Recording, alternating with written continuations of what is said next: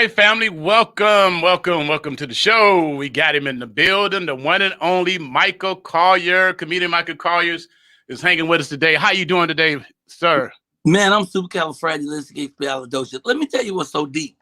I do my morning show 5 days a week from 7 a.m. to 8:30 Pacific time, or East Coast 10 to 11:30. It's only shown on YouTube, but I use StreamYard.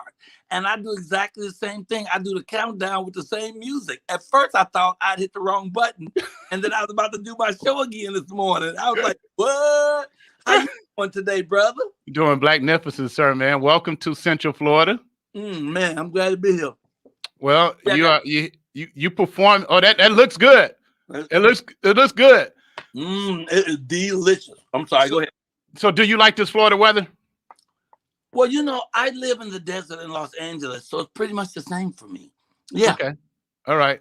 111 degrees in my community yesterday. I live in California. So I'm pretty much the same place. Yeah.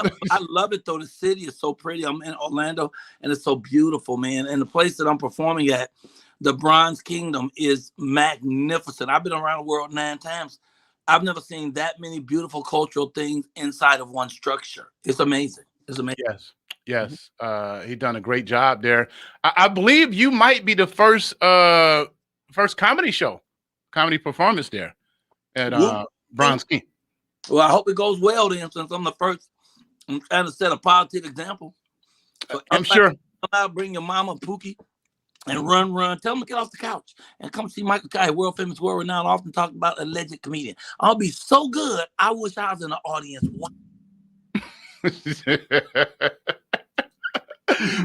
So tell me this. During the pandemic, what was Michael Colyar doing? What I'm doing right now, that show, that's how I started my morning show because of the pandemic. On March 13th, they canceled and closed every comedy club in America. I was booked somewhere every weekend for 8 months. All that on that day. So I could have went home and cried like a little girl, or I could have pivoted. See, that's what I think people need to be focused on.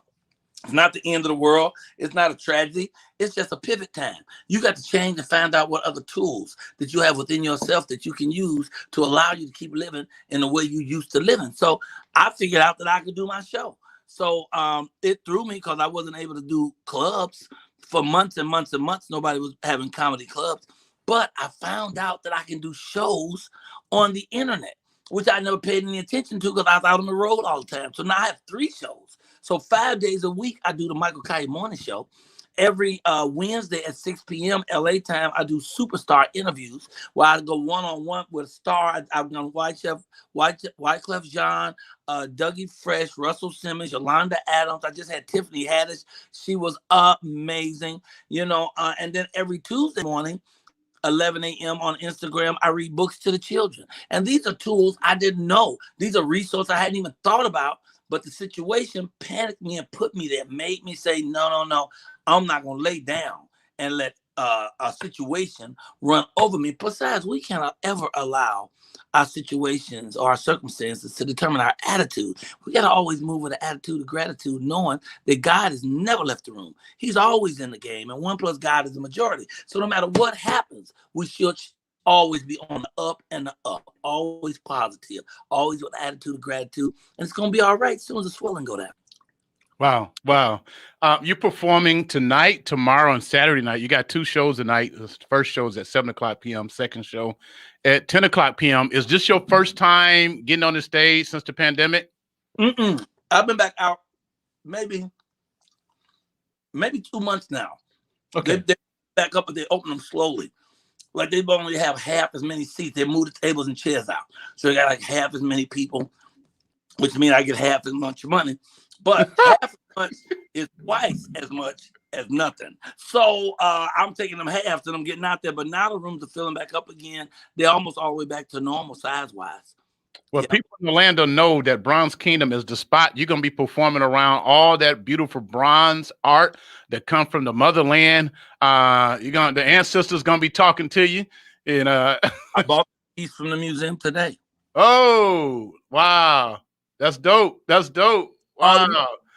Wow. It makes me proud as a Black person just to know that we have that much bronze here. You know, the majority of African art white people own. They have in museums in England, and they keep it in the basements. They keep them. They don't even show it to people because the Europeans don't even want the world to know how great we are.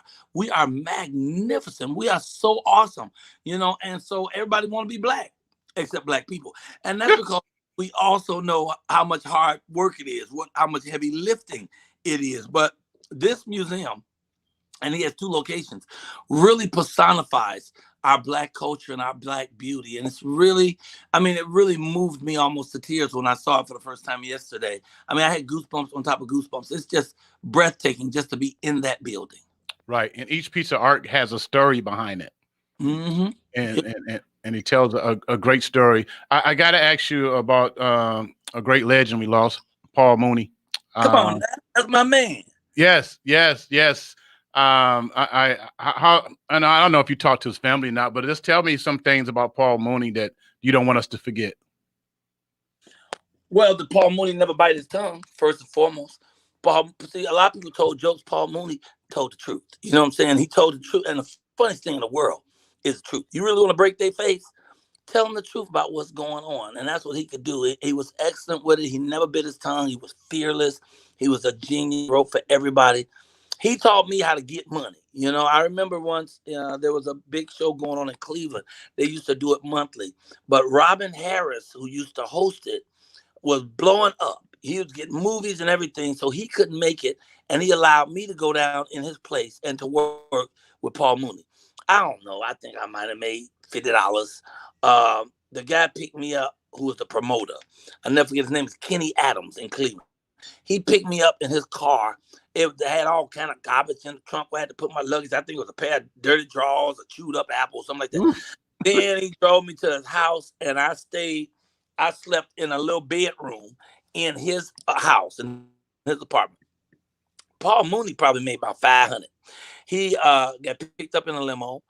He stayed in a nice hotel, and it was time for us to eat. He said, "I'm hungry," and they stopped everything, and we went to eat. And the thing that got me is me and Paul did about the same amount of time. We were still very brilliant, both of us.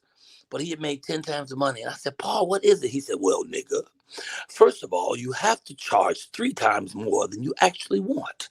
Now, they'll only hire you half as much, but you'll make twice the money, nigga." So after that, I never did a $50 or $100 gig anymore. I started tripling up my money, charging way more than I thought they'd give me. And 9 out of 10 times, I was surprised to find out they was thrilled to give me what I asked for. He was always nice to me. Just always cool. I used to do a comedy room on Monday nights, a black comedy night. And he called me one day, "Michael, is tonight nigga night?" I said, "Yeah, Paul, we doing black comedy night." "Well, nigga, I'm bringing Eddie Murphy, and you're going to owe me twice," you know? And he was just a cool, fly brother. People used to accidentally call me Paul Mooney. I would be someplace, "Man, it's Paul Mooney." I said, no, I'm not Paul Mooney. I wish I had his brain. If I had his brain, maybe I'd have his money, you know? Right. But he was just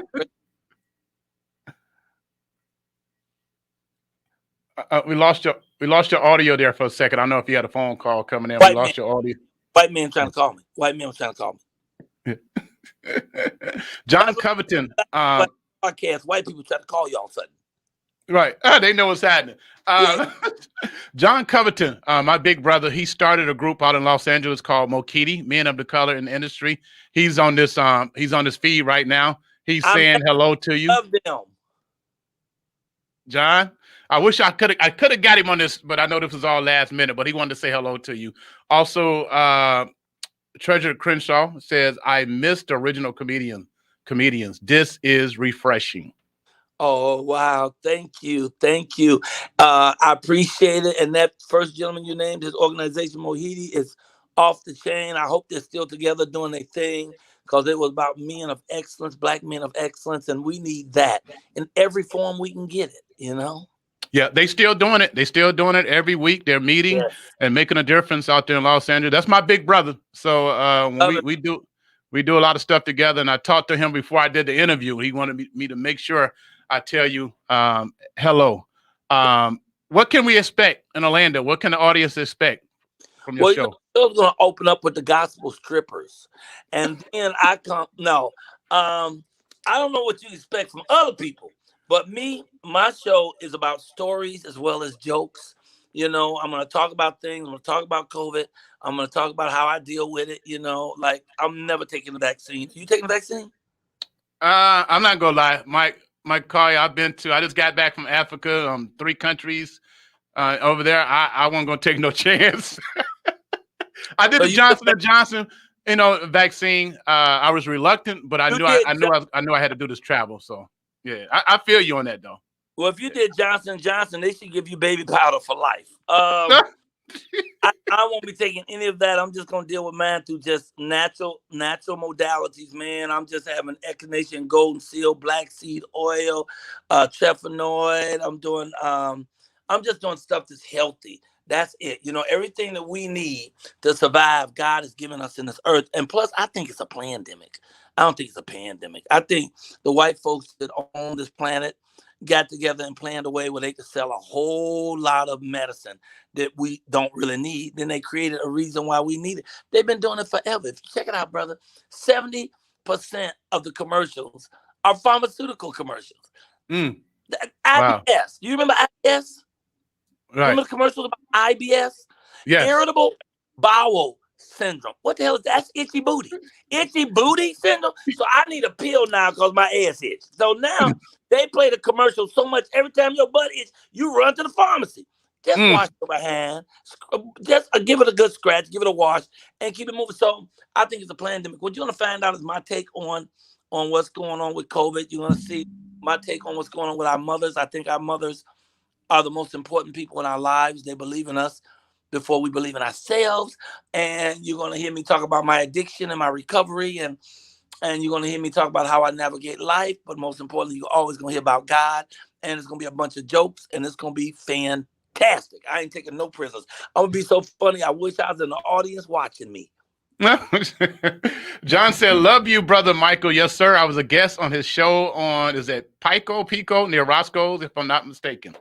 Yes, on Pico near Robinson. Wow, thank you. Was he a comedian? He was a comic. No, you probably just interviewed him. He was doing a lot of major stuff there. Yeah. Oh wow. Well, yay! Thank you. I appreciate you. Well, where you off to next? You're here in Orlando for the weekend. Where you off to next? Oh man, I'm somewhere every weekend. Next weekend I'm in. It's funny you should ask, for my calendar is right here. Let me see. Oh, that's the church. Yeah, next week I'm actually doing 2 concerts in a church. It's called the Impact Church in Houston, and that's on the 2nd and the 3rd of July. And then as soon as I come back from that, I shoot a series. There's a series on All Black. Are you hip to All Black streaming? Yes, I heard about it.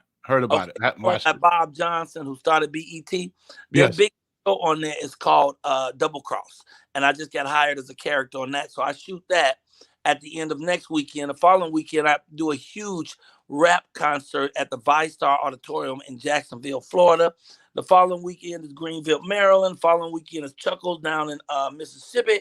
And it's just somewhere every weekend. But the main thing is everybody should be watching my morning show. You just go on YouTube and put in the Michael Colyar Morning Show. It'll tell you all the places I am, all the stuff I'm doing. Plus, y'all can follow me on my Cash App.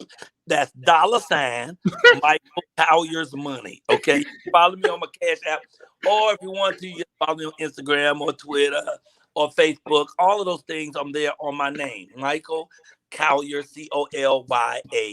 And I got a very sexy web page. It's called therealmichaelcolyar.com, where I sell all my merchandise. I get shirts. I wrote a book from the president called "A Funny Thing Happened on the Way to the White House." I knocked on the door and a brother answered. Okay. Oh. So that's on my page. I have a poetry book called Miss Innocent Goes to School and Other Silly Stuff. It's a poetry book for adult children with a foreword by a motivational speaker out of Detroit named Les Brown. And I have a book on there called Michael Goes Motivational, which is motivational speaking from a comedic point of view. But I also sell t-shirts, fish sandwiches, whatever. Just go to the page, therealmichaelcolyar.com. But make sure you see the morning show. The Michael Colyar Morning Show is off the chain.